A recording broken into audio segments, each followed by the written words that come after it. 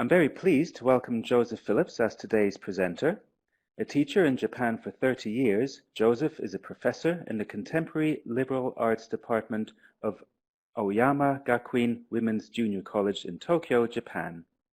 He's also the coordinator of English language courses for students enrolled in the International Studies major. Joseph is also co-author of the English language course In Focus, published by Cambridge University Press. Joseph, welcome, and over to you. Thank you, Eric, and I'd like to extend a warm welcome to everybody listening in various parts of the world. Thank you for taking the time. I don't think your audio's on. Sorry.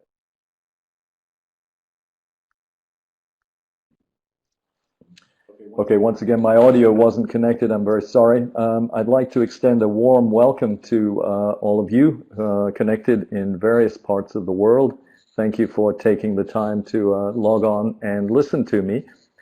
I'm going to take approximately 45 minutes for this presentation, and there'll be approximately 15 minutes at the end for questions. So I'm going to move quite quickly, and so I won't deal with questions during the presentation, but I will try to answer as many questions as I can at the end. All right, let's begin. Let's first of all take a look at the title, New Technologies, New Directions for Education. And first I'd like to define the terms. And first of all, what do I mean by education? Well, mainly today I'm going to be focusing on EFL and ESL education and pedagogy, but the principles that I'm talking about today I think have a much wider application and extend to education in general. But the focus today will be on EFL and ESL education. Secondly, what do I mean by technology? Well, as far as technology is concerned, I'm talking about mainly digital technology.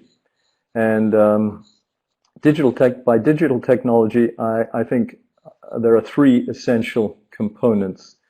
The first is, of course, computers, and fast, powerful, and cheap computers. And by computers, I mean laptops, tablets, and smartphones, as well as desktop computers. Secondly, fast, ubiquitous wireless networks that are available essentially everywhere and at all times. And thirdly, cheap or free cloud data storage that will also be accessible through these wireless networks. The organization of today's presentation, let me talk about that a little bit. I'm going to begin with a historical overview of technology in education. And this will begin with technology that is non-digital, and I'll quickly go through technologies over the last 100 years or so. Next, I'll be talking about computer-assisted language learning, so-called CALL. I'll talk about other technologies, computer technologies mainly, diagnostic technologies, not executive technologies. And finally, I'll talk about these implications. So first, I'd like to ask a question, and I'd like to pose a question to the chat room here, and it's this: is there anything fundamentally different about digital technology that will make its influence on education more profound than that of previous technologies? If you could just respond to that with a quick yes or no, and then we'll revisit this question at the end of the presentation and see if anybody's mind has changed. All right, I can see some yeses coming in. Yes, yes, yes, sure, yes, yes, yes. Okay, we don't have any no's. That's interesting. All right, let's move on. Let's look at some headlines because these underlie, I think, the idea that there's something different going on now with this kind of technology. So I just checked last week I just Googled the question, and I got a couple of headlines I think that are typical. Here's one: Education entering a Gutenberg revolution. This was from the Irish News last week, and this is no less than the Irish Minister of Education, who said, "We are experiencing a new Gutenberg moment. The world of technology is transforming how we learn." Now, of course, Gutenberg was the inventor or the developer of the movable type printing press, which made books basically available ultimately to everybody, and initiated a revolution in literacy. Here's another headline: Digital divide opening in UK schools, report warns. This is from the BBC, and suggests that 65% of primary schools, and 54% of secondary schools complained about a lack of Wi-Fi connectivity. Implicit in this headline, of course, is that schools that don't have this kind of connectivity are operating at some sort of disadvantage. But the reason that I just presented these headlines is I think that there's a sense that something is changing in education through the use of computers and their peripherals. And words like revolutionary, words like transformative are often used. This is not new. And one researcher called Larry Cuban, came out with, about 20 years ago, with a list of, or a sequence of responses to technology in education. And there seem to be 4 stages. The first stage is with any new technology relating to education, there is initial enthusiasm. That is followed by validation by studies. Then the next stage is disappointment due to lack of adoption by teachers. And then the poor teacher is blamed for not utilizing fully the technology. And Larry Cuban illustrates how this set of stages was used in various technologies in the past. Here's an illustration that I found that I think is quite interesting. This was from a set of postcards published in Paris in 1910, and it portrayed the world of the year 2000. And here we can see, I think, the educator's dream.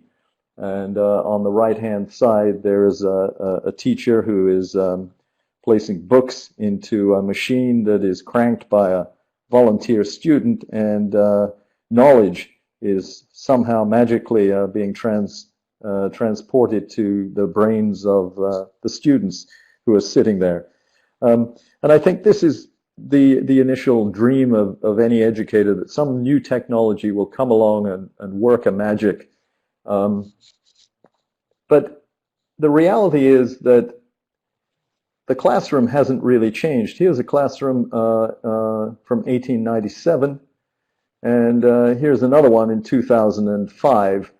And the essential elements of the classroom, if we take a look again, are very, very similar. There's a blackboard, a chalkboard at the front.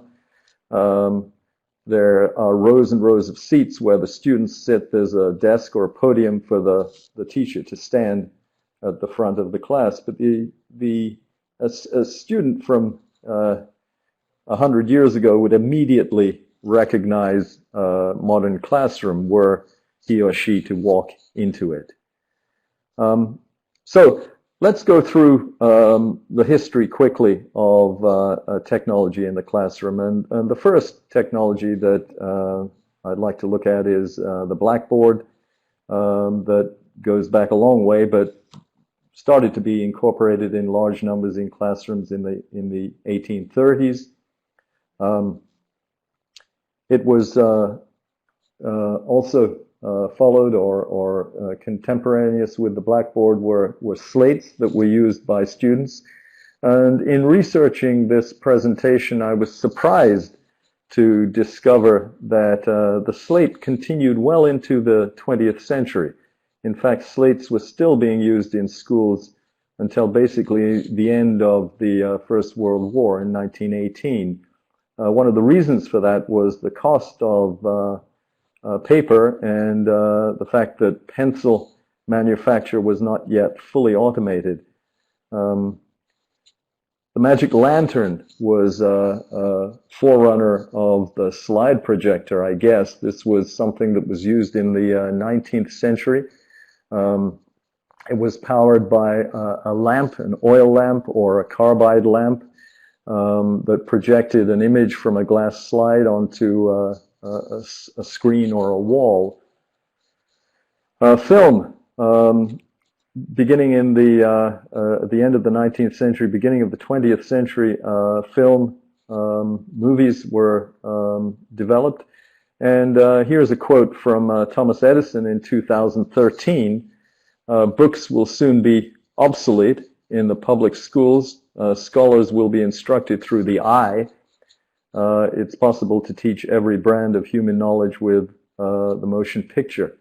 Our school system will be completely changed inside of 10 years, says Thomas Edison. Well, Thomas Edison, in this case, wasn't correct. Schools weren't transformed in the way that he expected by 1923. Movies were used in schools, but there were some problems with film. Film was the projectors were expensive. They were bulky. They were prone to breakdown, and they initially did not have sound. It wasn't until World War II, when the U.S. military required the training, and other militaries, of course, required the training of large numbers of people, that films and film strips were incorporated for educational purposes. Post-World War II, these films and film strips were used in schools. And perhaps I should explain exactly what a film strip is. A film strip is essentially a spool of 35 millimeter film that is projected frame by frame onto a screen. And it was often accompanied by a 33 RPM record, and the record contained sound prompts that gave an indication to the operator to move to the next film, in the next slide, I guess, in the film strip. And these became very, very popular. These were used by the U.S. military in World War II, and then became incorporated into education in both by industry and by schools. Back to the U.S. military, I think I read a statistic that more than 400 million showings of educational films were used by the American military between 1943 and 1945. The next technology that I'd like to take a quick look at is radio, which began commercial broadcasting in the 1920s. Almost immediately, in fact, by 1921, universities in Utah, Wisconsin, and Minnesota obtained broadcasting licenses. Radio provided a way for schools and universities to supplement lessons and lectures with additional material. theatrical and musical performances could be used for the first time to augment the textbook. However, there were some limitations with radio, and perhaps the biggest limitation was one that of scheduling. Radio broadcasting occurred at a certain time. There was no way to record broadcasts initially. And so the school or the college had to coordinate their lecture with the time of the broadcast. And in countries such as the United States and Canada with large numbers of time zones, this became problematic. Another problem with radio was that the equipment was expensive. It was bulky. As with film projectors, it was prone to breakdown. It depended upon vacuum tubes. The transistor had not yet been invented. The tubes would often overheat and burn out. And with World War II, there was a great demand by the military for vacuum tubes, and vacuum tube manufacture was diverted for military use. It's interesting, actually, before moving on to television, it's interesting that radio now with digital technology is making somewhat of a comeback in the form of podcasts, which of course are asynchronous. They're not dependent on a particular time of broadcasting. Moving on to television. Television, depending on which country you come from, was invented by different people at different times, but the first university that I could find that had educational broadcasts was the University of Iowa, which was way back in 1933. But it wasn't until post-World War II that television broadcasts, commercial television broadcasts became available. And pretty soon, the educational potential was used. In 1957, the CBS began broadcasting Sunrise Semester, so-called Sunrise Semester because the broadcast began at 6 a.m. These were educational broadcasts mainly in the area of literature, liberal arts, and continued until 1982. In 1967, the United States passed the Public Broadcasting Act, and this led to the creation of the Public Broadcasting Service and National Public Radio.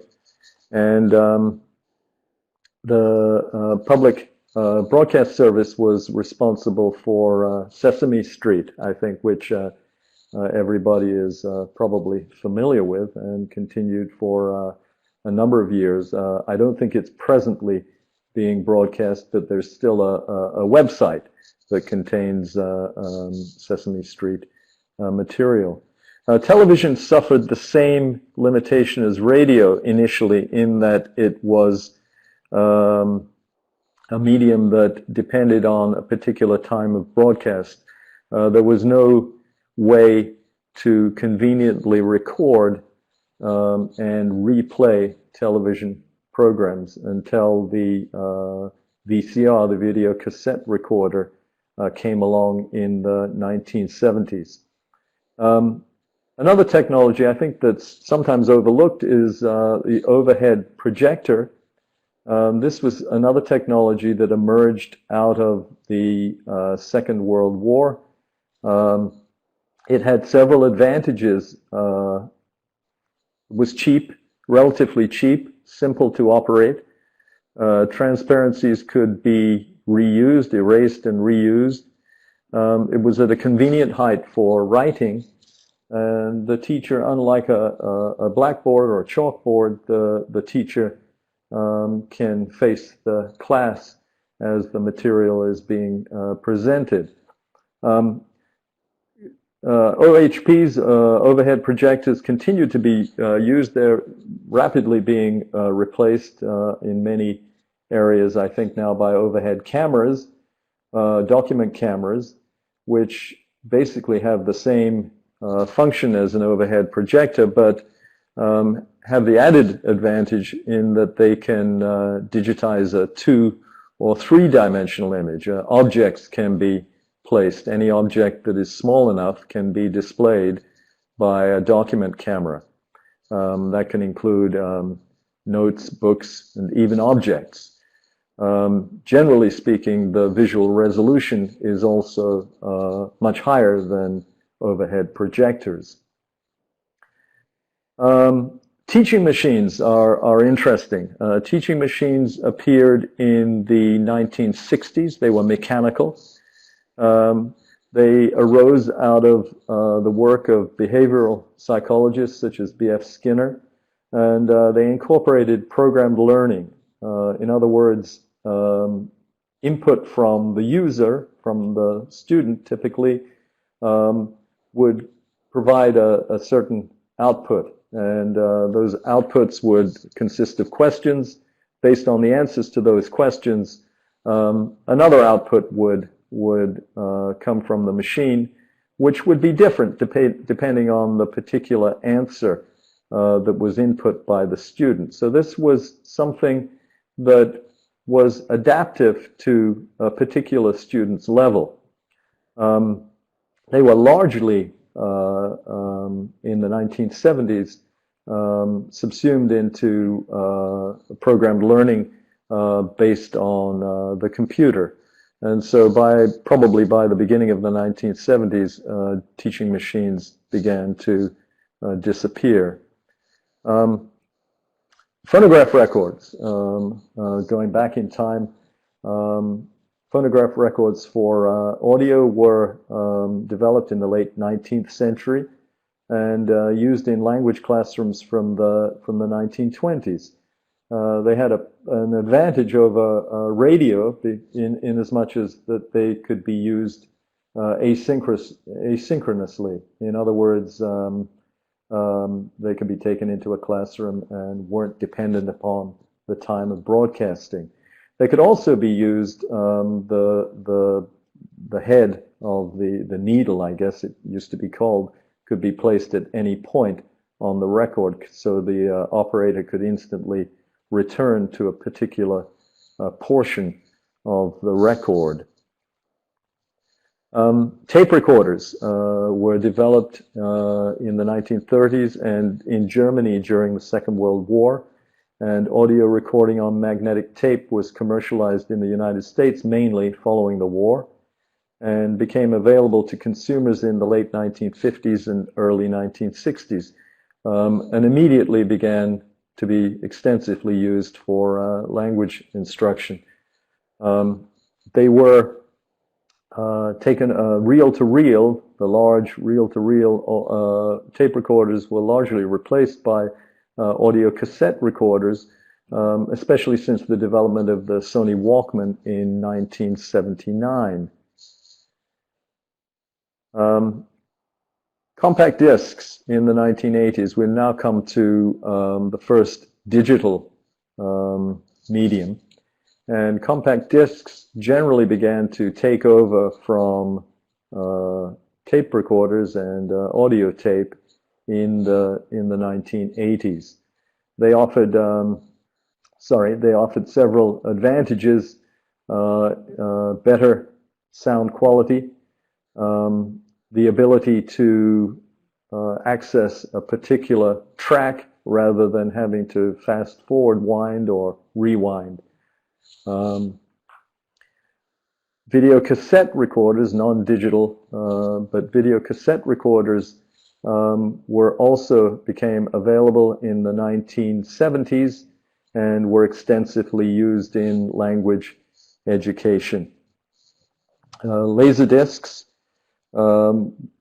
offered an advantage over video cassette recorders in that, again, a particular track could be located immediately using a laserdisc, and also the video quality, the resolution, was improved over video cassette recorders.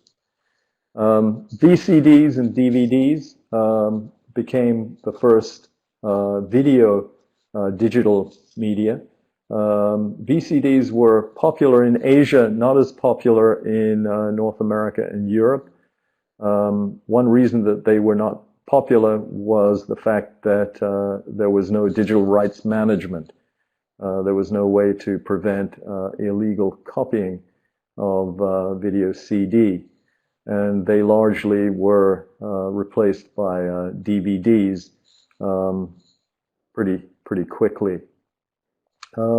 Okay, moving on to computers, and this will form the main part of our discussion today. And I'm going to talk about computer-assisted language learning, but I'm also going to talk about computers as diagnostic tools. And computer-assisted language learning is mainly concerned with the executive function of computers. In other words, students using computers directly in order to practice language learning skills. Whereas computers as diagnostic tools are using computers to do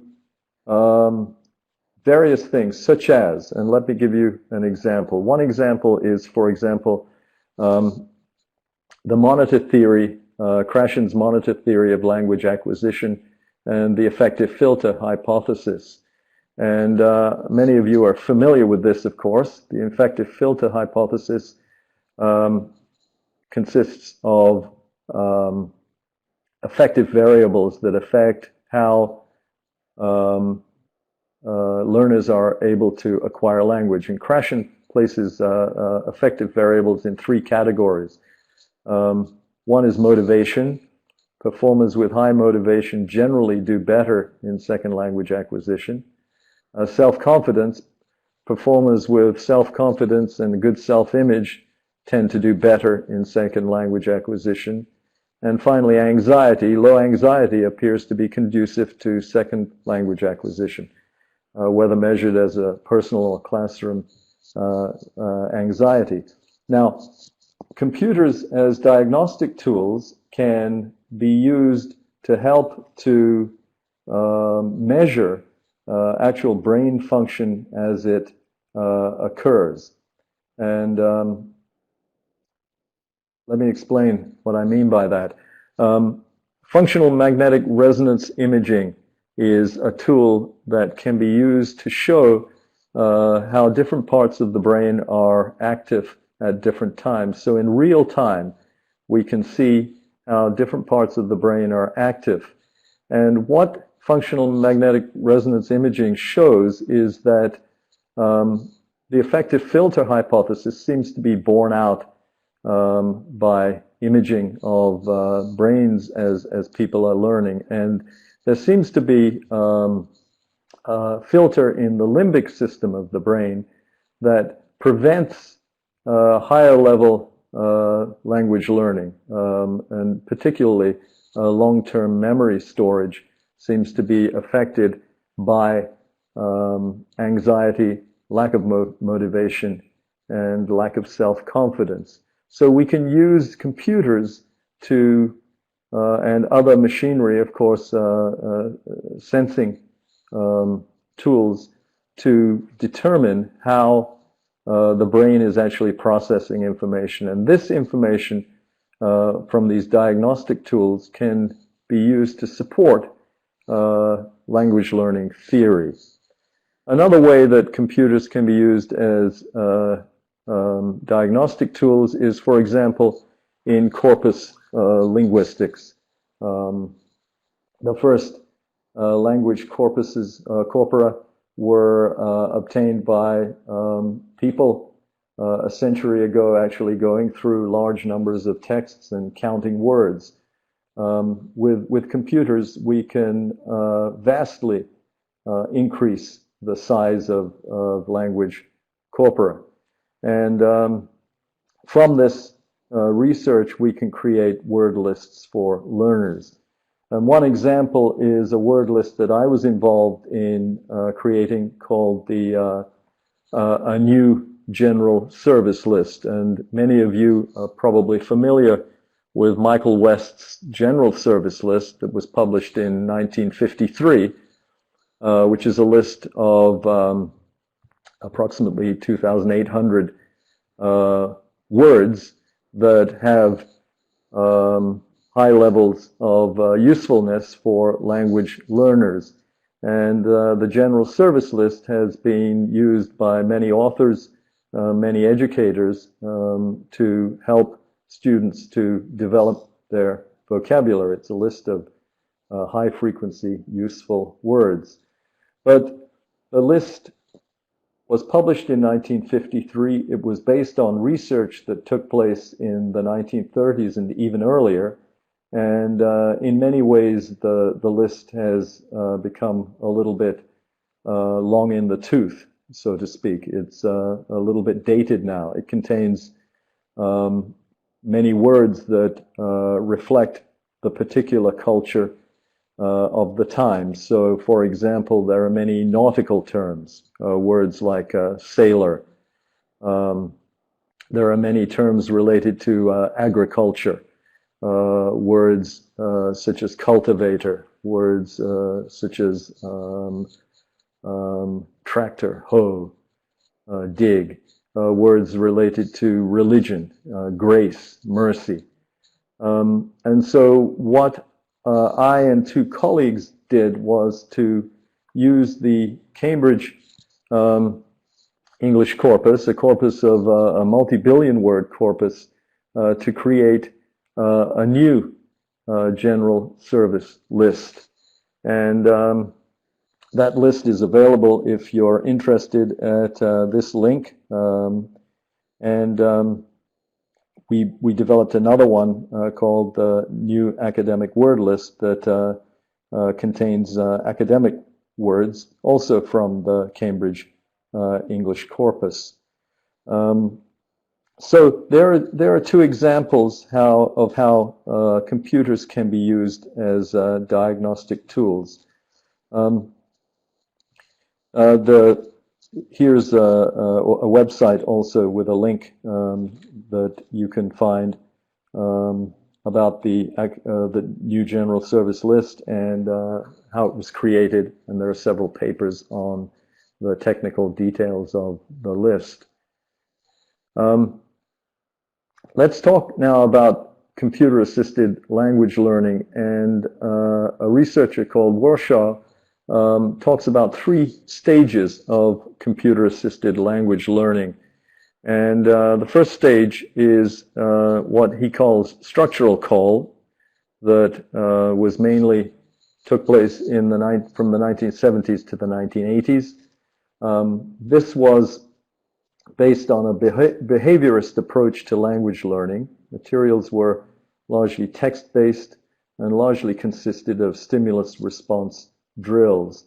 The second stage, from the 1980s to the 1990s, he refers to as communicative call, and that focused on interaction, meaning, and the use of language. And the final stage, integrative call, which we're presently which began around the millennium, and this marks the beginning of the use of multimedia, in which the computer becomes a facilitator to integrate disparate media. One researcher by the name of Bax disagrees with the timing, and also suggests that we're not yet in the integrative call stage, and that we won't be in the integrative call stage until digital technology becomes what he refers to as ubiquitous, available all the time. Normalized is, I think, the word that Bax uses. And he gives the example of normalized technology as being the pencil, for example. I think the wording here, integration, is very, very important. The power of these technologies is they work together. Integration provides more than the sum of the individual parts. Going back to the 3 basic technologies, I think, that are required are computers, tablets, smartphones included, of course, fast wireless internet access, and cloud data storage. How has call been implemented? How can it be implemented? Well, let's look at some of the ways that computer-assisted language learning can be implemented. First of all is gamification. This is, I think, a very interesting topic.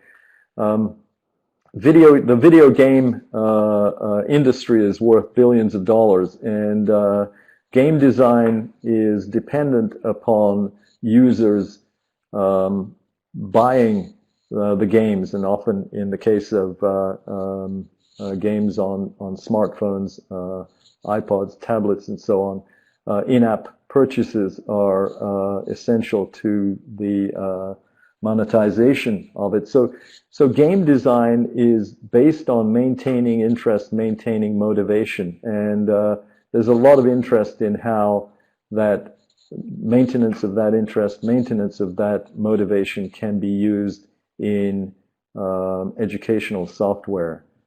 So gamification refers to the use of game elements in design in non-game contexts. Examples might be Khan Academy. Duolingo is a language learning software that uses some elements of gamification. The result is improved motivation, learner autonomy, and feedback. Speech synthesis is another, speech synthesis and speech analysis are other areas of call implementation. Speech synthesis is, for example, text-to-speech software. This is incorporated into some operating systems, also exists as standalone software. So essentially, we can take a text and we can have the computer read the text to us. This can support shadow reading, which has been shown to be effective in language acquisition results. Some critics might argue that text-to-speech software does not provide perfect pronunciation. I think it's getting close, especially when it comes to single word pronunciation, phoneme pronunciation. When it comes to sentences, it's very, very difficult to create natural intonation. But perhaps that doesn't necessarily have to be the goal. There are many non-native teachers who also do not have perfect pronunciation. Speech analysis is the reverse, really, of text-to-speech software. Students can speak to the computer, and the computer can give some sort of evaluation of the student's pronunciation. There are websites that exist in which students can watch short videos and repeat individual words until their pronunciation, and get a score for their pronunciation. They can then incorporate those words into vocabulary flashcard system. The caveats, of course, as I mentioned, that the pronunciation is not perfect. Flashcards are extremely useful, often incorporating a spaced repetition, a Leitner system of presentation of the vocabulary words, so that the words move from short-term to long-term memory. A word is presented for revision just before it's forgotten. Here's an example. This is a free website called Quizlet, and here's an example of some vocabulary words from the new general service list that I mentioned earlier.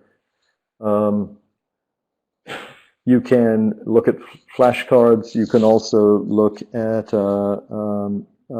have a test, and there are some games, a scatter game and a space race game. Electronic dictionary software can also be used profitably with links to sentences, concordances, audio and video. It offers much more flexibility than a typical paper dictionary. Grammar and spell checkers, although designed for Native speakers can also be used profitably by non-native speakers to improve their English language acquisition.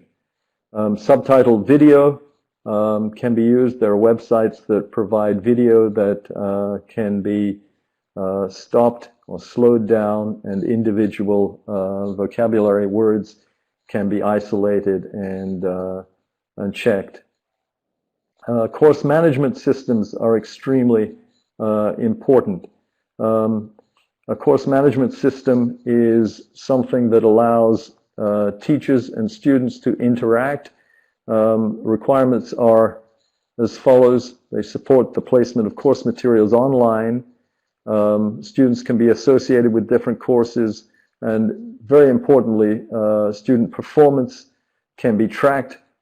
Student submissions can be stored, and communication between students and instructors can be mediated.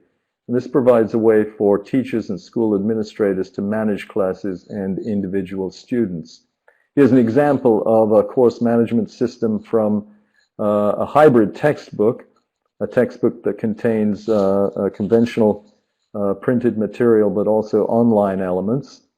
And call implementation through a hybrid text is another way that computers can be used in language courses. Here's one example, the InFocus series that was mentioned in my introduction, that contains a conventional printed text but is also supported with online elements. There's a vocabulary placement test. There's a list of an SRS, a spaced repetition system for learning the vocabulary. There are videos, readings, and audio also. And it also contains, as I showed in a previous slide, a management system for students and teachers. There are online courses. iTunes University is one example. Khan Academy is another. And then there are so-called MOOCs, massive open online courses that are increasingly becoming available. I believe that U.S. universities now have more than 1,000 MOOCs that people can enroll in. The difference between MOOCs and, for example, iTunes University is iTunes U tends to be passive, whereas MOOCs offer the chance for people to interact, and assessment by teachers and teaching assistants is also possible. Language exchange is also implemented by computer-assisted language learning. Students can exchange through voice over internet protocol software such as Skype. So you can actually do a language exchange with a student in another area. So how are we to use these technologies? And I think the first thing we have to do is, as we would do with any conventional course, and that is we conduct a needs analysis for our students. There must be learner autonomy must be supported and promoted.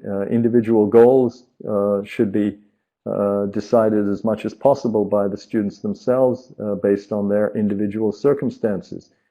I think there's a distinction between facilitative technology and transformative technologies, and I would close by mentioning or listing five, as I see it, five minimum requirements for transformative technologies. I think for a technology to be transformative, it has to first of all be essentially universally available. Information must be secure. The network that students are logged on must be secure. Student data must be secured. These systems must be affordable. These technologies must be affordable. They must be interactive, and they must be adaptive. And finally, they must support learner autonomy. I'm often asked, what is the best way to learn English by students? And I always answer that the best way to learn English is to move to an English-speaking country. But if you can't do that, then you have to create an English-speaking country where you are. And the technology now to do that is so much more available than it once was. So, returning to our initial question, is there anything fundamentally different about digital technology that will make its influence on education more profound than that of previous technologies? I wonder if anyone has changed their minds. I don't think so, because most of the answers initially were yes. I've made a list of references available that you will be able to download and take a look at your leisure.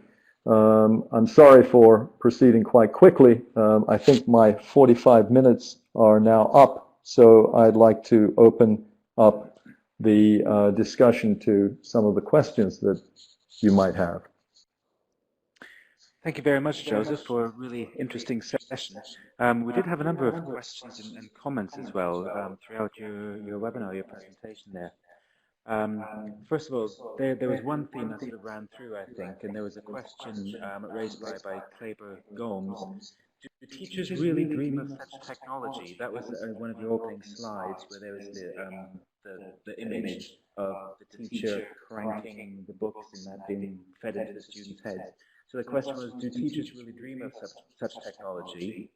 And if they did, what would be the teacher's role then? And so that question came very early on. And as you were walking through, as you were talking, especially what computers can do, I think that answers that question sort of stuck in my mind. So some of the examples that you gave were gamification, flashcards, MOOCs, and so on. So question to you, what do you think the teacher's role is now with all of this technology? Okay, that's a great question. And going back to that initial slide, of course, I think that I don't think any teachers really believe that that specific technology where we place textbooks into some machine and crank a lever and obtain a result is really possible. But I think the principle that technology will somehow work some magic, and that learning will be facilitated merely by the implementation of technology, is something that we do aspire to.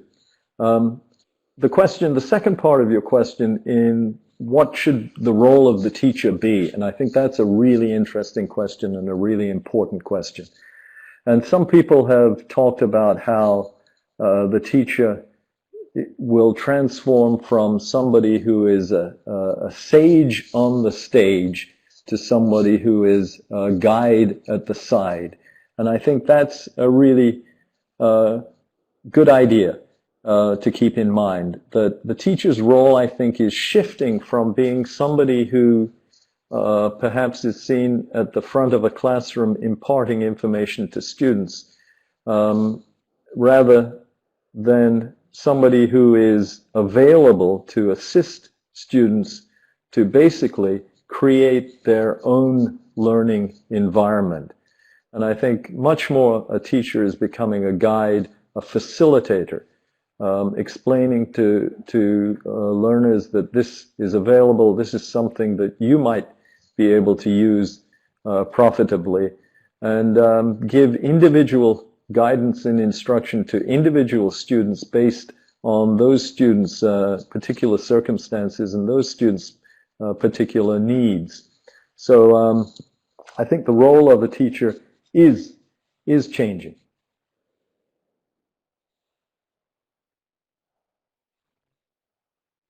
Okay, excellent. Thank you very much. So perhaps, sorry, I'm just trying to get rid of the echo there.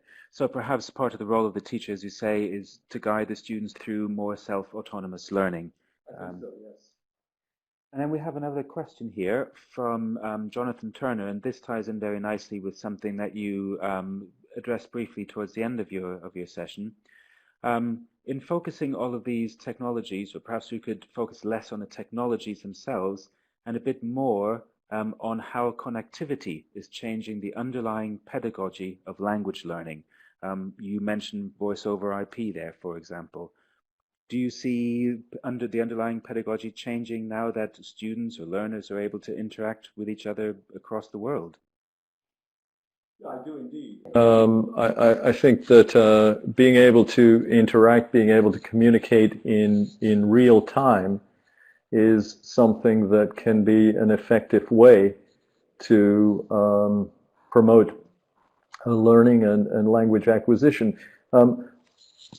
I'm not sure if this answers the question, but a content management system, a management system for students, I think is something that can be really, really useful. And that could incorporate also a language exchange. A management system that makes possible a student access to material at all time, student access to the curriculum at all time. Students can't. Typically, we meet students once a week, and students are often absent from class because of illness or other reasons. And we often have students saying, "Well, I didn't know what the homework was, or I was absent last week, so I couldn't do it." With a content management system, that's no longer possible. And a student can always access information. A student is always able to know what is required at any particular time. The idea also of language exchange. We have, where I teach, a physical chat room in which foreign students act as chat leaders with Japanese students, in my case, who are learning the language. But we've also extended to that so that we have chat sessions now taking place with a university in New York, so that students can exchange language. Students who are learning Japanese in New York can talk to our students. Our students at the same time can talk to English native speakers in New York.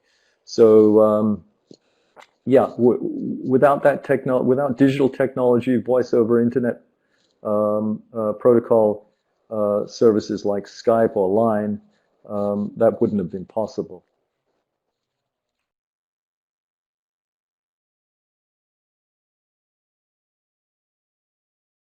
That's great. Thank you very much.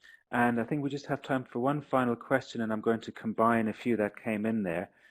People have been asking about whether you've ever used Twitter or WhatsApp or Google Drive for teaching.